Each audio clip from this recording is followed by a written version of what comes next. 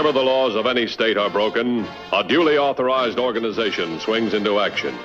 It may be called the state police, state troopers, militia, the rangers, or the highway patrol. These are the stories of the men whose training, skill, and courage have enforced and preserved our state laws.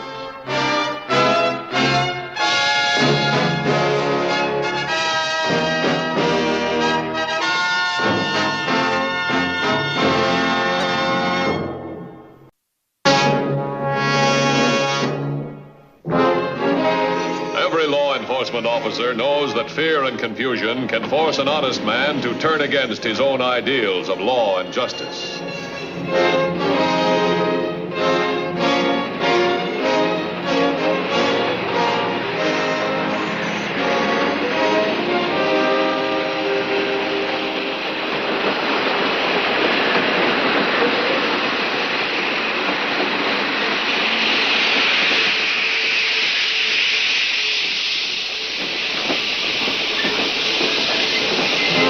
Such was the case with Raymond Harris. When he arrived from New York, his greatest distinction was his honesty. His next greatest, $300,000 in gems carried in his briefcase. Before the day was over, it became the Highway Patrol's job to save his gems, his honesty, and his life. Mr. Harris? Yes? I'm George Haley, Dr. Corbett's assistant. Oh, yes. Well, forgive my confusion. I was half expecting Miss Nelson. Well, Laura had a few errands to do, so I'm filling in for her. I can understand your disappointment. Oh, not at all, not at all. Car's right this way.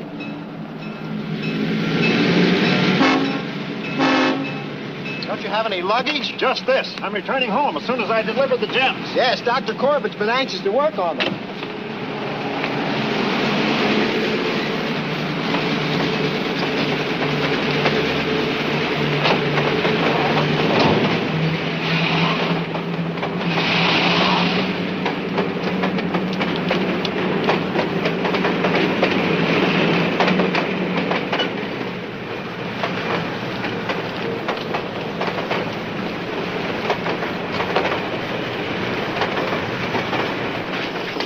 May I use your phone, please? Local or long distance? Local. Oh, yes. The operator will get it for you. Thank you.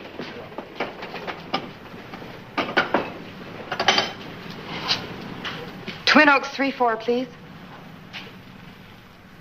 Dr. Corbett, it's Laura. Well, if he was in the train, I missed him. No, I had car trouble on the way down and got here a few minutes late. But I've been looking for him for quite a while. Well, no need to upset ourselves quite yet, Miss Nelson. I'm sure he'll call in. Harris is a dependable man. We'll wait a bit longer and then leave a message for him. That's right.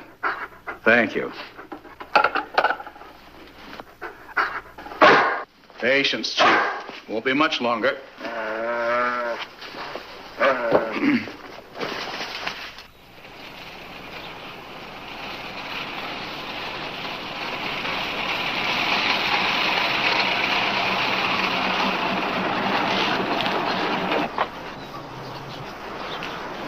All right, Harris, out.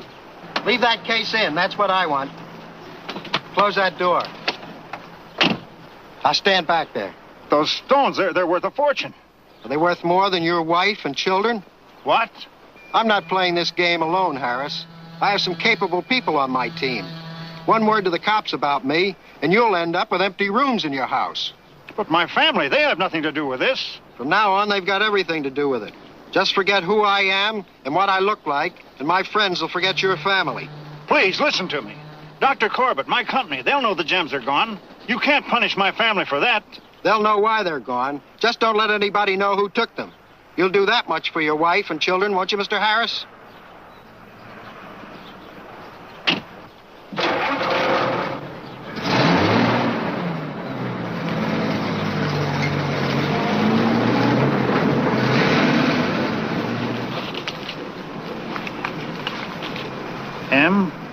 MPF 686.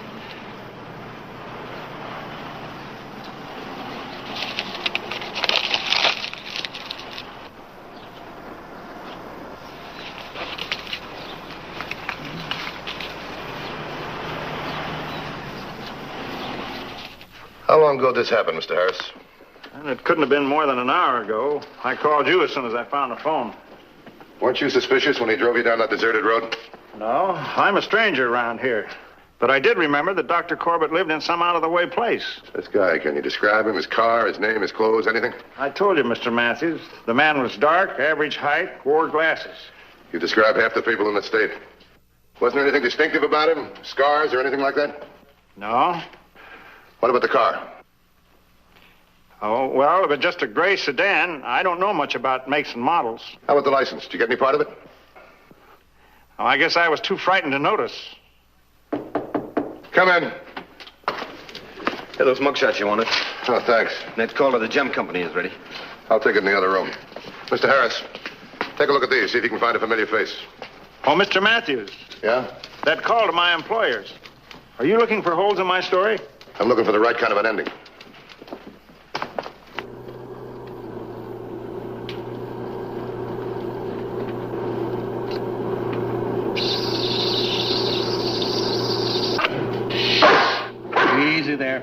Easy there, Chief. Mr. Haley is our friend.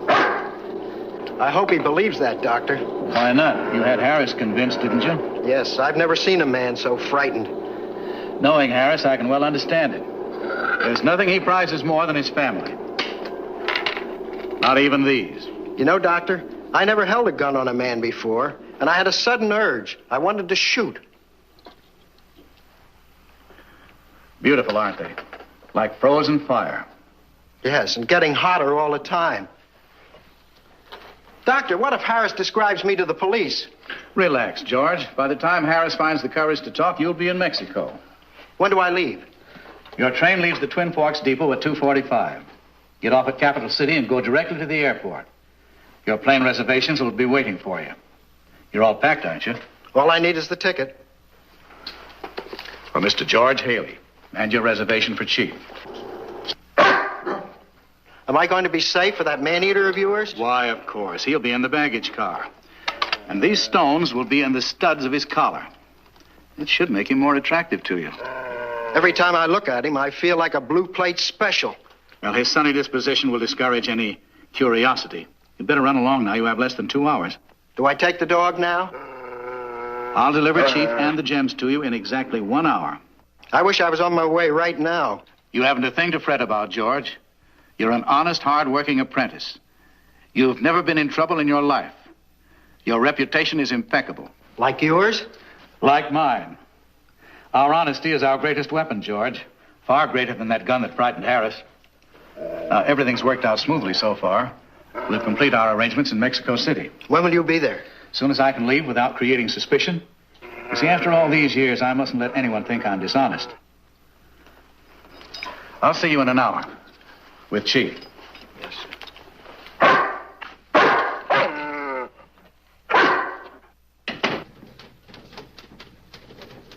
Thanks for the information. I'll be in touch with you. Find anything? No, not yet. Did they confirm my story? Company feels the same way I do. Thief knew too much about you. Must be somebody working on the inside. Well, that could be anybody in the New York office. 50, 60 people. Could be somebody out here, too. Out here, there's only Dr. Corbett, and he's worked for us for years. What about his secretary? Miss Nelson? Well, she's as honest as Dr. Corbett. We'll find out about that. You keep looking at the mugshots. I'll have a man work with you. Oh, Mr. Matthews, would you mind if I call my family in New York? They're probably worried about me. No, go ahead, call them. Tell them not to worry. You're all right now.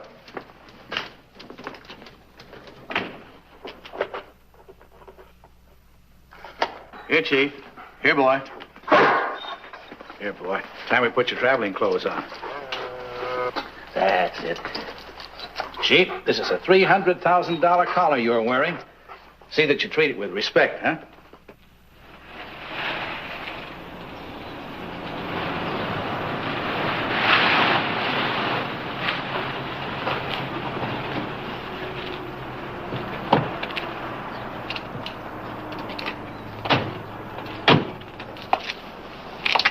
Well, looks respectable enough.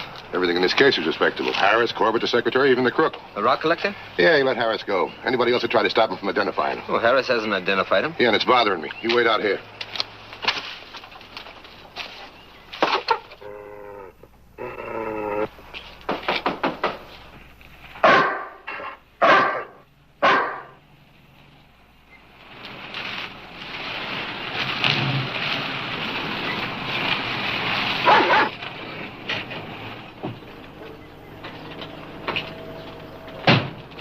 What is it, officer?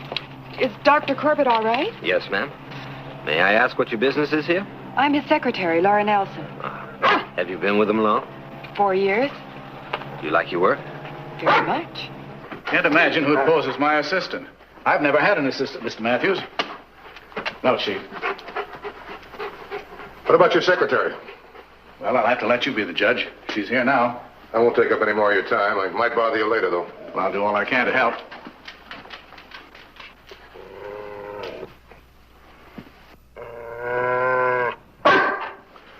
It's quite a watchdog you've got.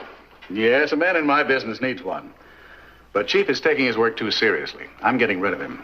He's causing too much trouble. It's too bad. It's a beautiful animal.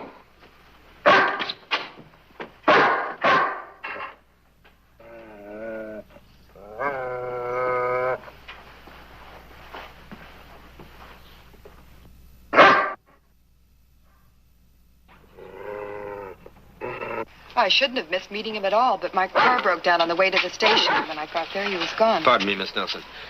It's Mr. Matthews. How do you do? How do you do? Miss Nelson's car broke down on the way to the depot. Otherwise, she never would have missed meeting Mr. Harris. And then there wouldn't have been a robbery. What? That phony assistant. He couldn't have picked up Harris, could he? What assistant? What happened to your car, Miss Nelson? The fan belt, it broke. Well, that's a pretty new car. A few months old. Fan belt shouldn't wear out in that length of time. Where'd you have it replaced?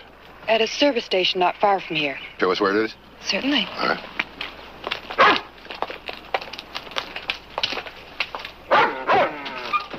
We're running ahead of schedule, Chief.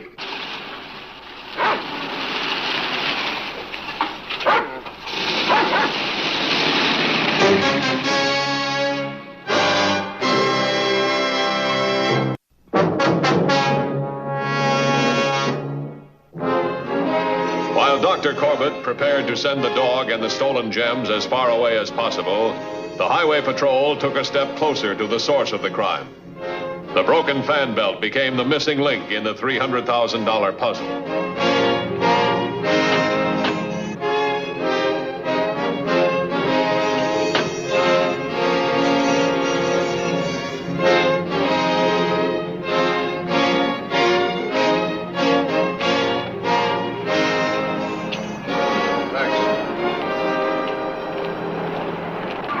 Take a look at this fan belt. Took an awful sharp knife to cut it that clean. Are you sure it's from my car? It's the only one he's changed in 4 days. Why would anyone go around slicing fan To belts? stop you from meeting Harris? Did anyone have access to your car before you left, Miss Nelson? I don't think so. Where'd you leave from? Dr. Corbett's place? Was there anybody else there? Just the doctor. But certainly, Could he have tampered with it? I'm sure he wouldn't. Did he leave you alone at any time this morning? Yes. I was typing some letters in his office. He was working in his lab. You don't suspect the doctor, do you? Could be. Only takes a minute to slice a fan belt. Why? Why should For $300,000 in gems. He's handled millions in his time. He has a reputation for honesty. He's gonna need it. Get him.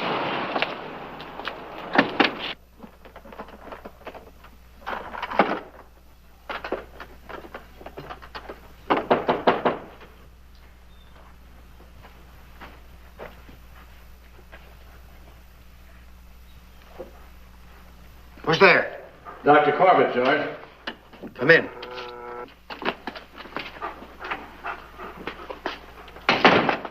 You're early.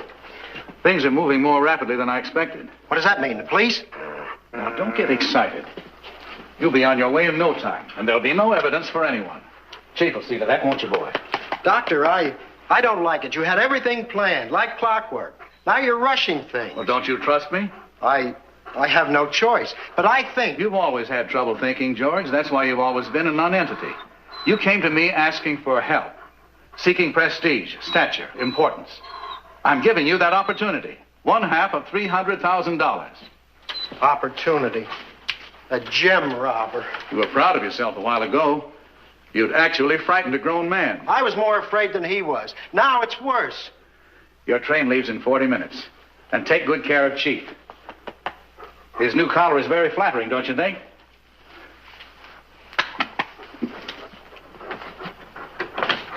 Come on.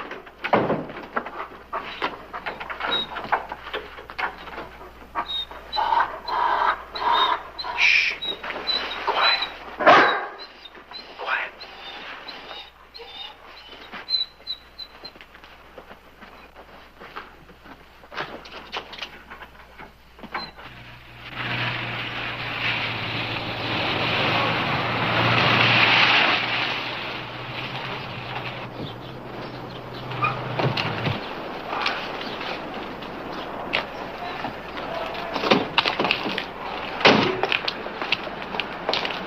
the garage is empty. Maybe he went out for cigarettes or something. Let's try the house.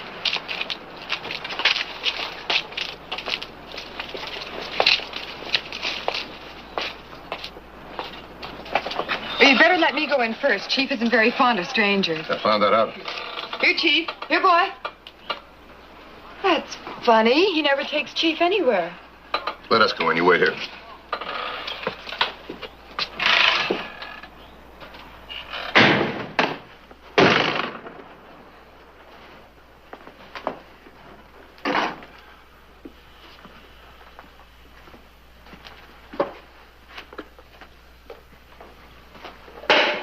Didn't go for cigarettes, that's for sure. Don't move. I hope you gentlemen have a warrant for breaking in here. Your secretary let us in. Sorry, Doctor, I want you to come along with us. More questions? Yeah, a whole lot of them. Where's your dog, Doctor? That of friends. This robbery is bound to bring reporters, policemen, and other strangers. Chief doesn't get along too well with strangers. Right, Mr. Matthews? Yeah, that's right. Now, let's go. Go? Headquarters.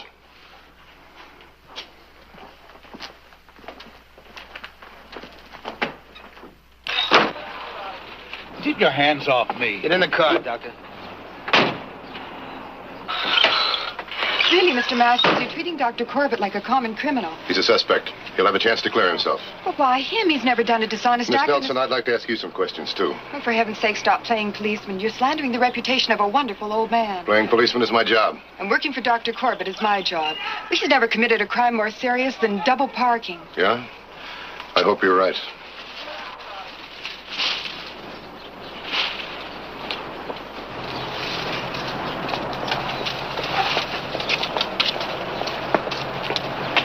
Will you go with us? May I use my own car? Yeah, sure.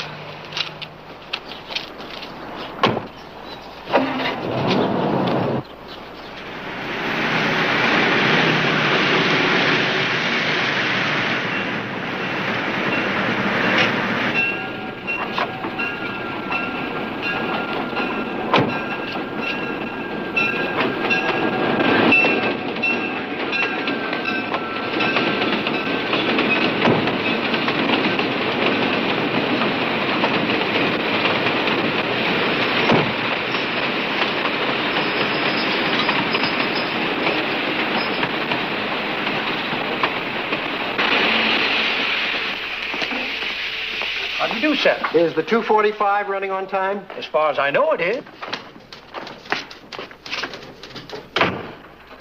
How you making out? Not so good.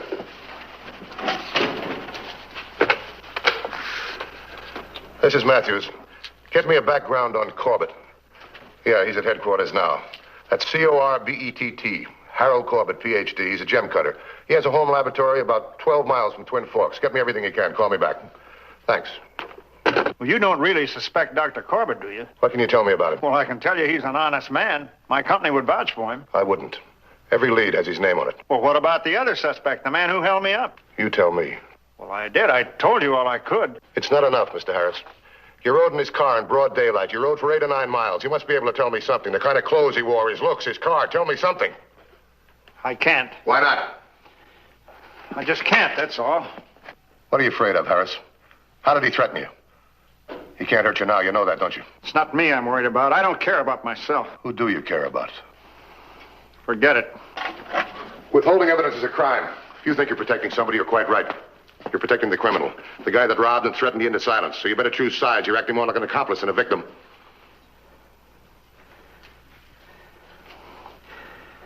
He said if I helped you find him, he'd get back at me through my family. I have 2 children, Mr. Matthews. You think your kids are any safer this way? He said I'd have empty rooms in my house. He said he didn't work alone. That's no secret. If we pick up one of them, the others are going to take off. They're not going to wait around to frighten your family. So make up your mind. Who you're protecting, them or your family? That gray sedan, the license number is MPF 686. Go ahead. The man, he wore a dark blue suit, tan shirt, blue tie.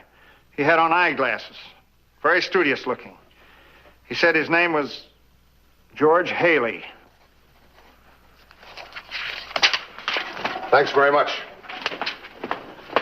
Oh, Mr. Harris, don't you worry about a thing. Mr. Matthews? Later, Miss Nelson, please. Send out an APB on George Haley. Could be an alias. Have all the units checked for his car. Also cover all roads out of the state. Get one of the boys to get me a registration and make on his car. Walters. Yes, sir. Who's with Corbett? Johnson and McKay. Have one of the units cover the railroad and bus stations around Twin Forks. See what they got leaving and when. Well, there won't be many, not out of Twin Forks. That's good. It'll narrow it down. Have somebody check the airport at Capital City just in case. Right. Depot? Yep. Limited. Arrive in about 8 minutes. Yes? What's that?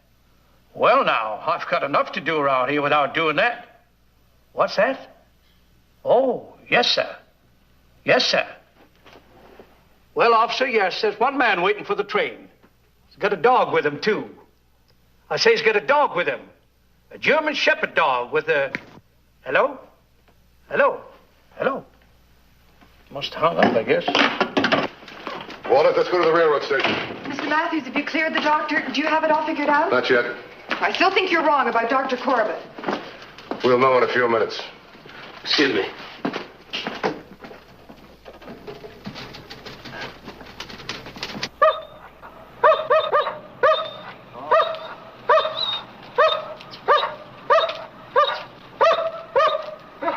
Well, what is it?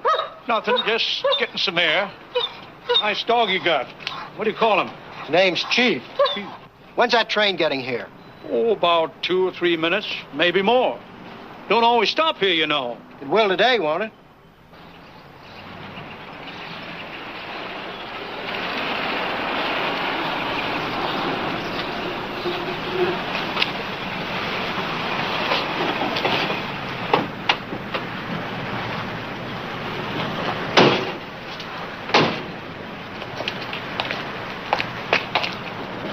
Mary Paul Frank 686. That's his car, all right. And there's Corbett's dog. Yeah.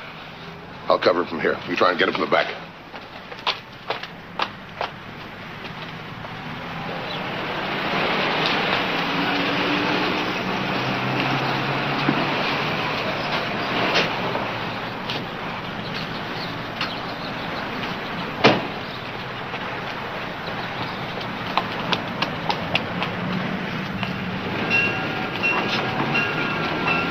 Mind your own business. Keep your nose out. Stay where you are and put your hands on top of your head. Stop. Don't you come any closer. I'm going to get on that train no matter what you do. We can stop the train. We can do anything we want. You haven't got a chance. Put that gun away. No matter what you do to me, I'll do worse to him. You have no reason to do this to me. We've got 300,000 reasons in rough-cut gems. What gems? You can search me. I haven't got any gems. What are you doing with Corbett's dog? Is that a crime, taking care of somebody's dog? Take him away.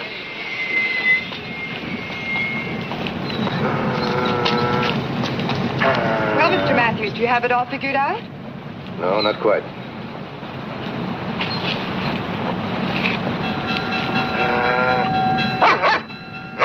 Easy, Chief, easy. What is it? I'd like to take a look at that dog's collar.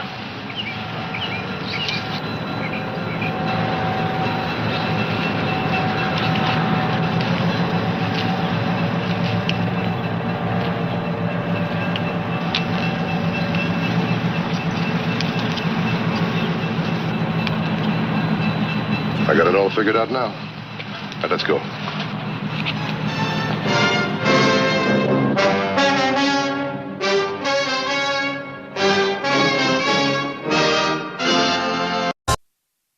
See the Highway Patrol in action again next week. Until then, remember, leave your blood at the Red Cross, not on the highway. This is Broderick Crawford saying, see you next week.